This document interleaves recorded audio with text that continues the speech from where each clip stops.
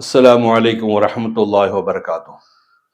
அன்பார்ந்த பெரியோர்களே, தாய்மார்களே, சகோதர சகோதரிகளே, அருமை குழந்தைகளே, அல்ஹம்து சூராவுடைய எல்லா எழுத்துக்களும் நம்ம ஓதி முடிச்சிட்டோம். இனி அது நீங்க முயற்சி செய்யுங்கள், பயிற்சி செய்யுங்கள். இனி அடுத்தடுத்து வரக்கூடிய எழுத்துக்களை பார்ப்போம். இப்ப நம்ம அடுத்த எழுத்து பார்க்கிறோம். இன்ஷா அல்லாஹ் கொஞ்சம் கவனமா பாருங்க.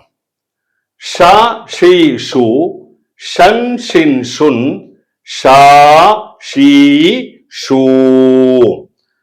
முதல் படிச்சது சா, இங்கிலீஷ்ல எஸ் வருமா இல்லையா, இது அப்படி எஸ் ஹெச் ஏ வருமா இல்லையா, அந்த மாதிரி ஷா ஷி ஷூ ஷன் ஷின் ஷுன் ஷா ஷி ஷூ. ஷம்சுன், இது ஷீனு, இது சீனு. ஷம்சுன்.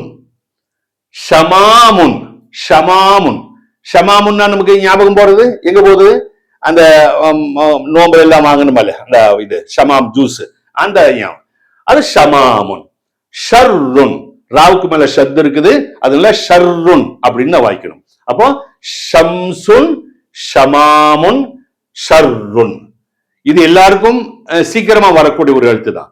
ஷா ஷி ஷு ஷன் ஷின் ஷுன் ஷா ஷி ஷூ.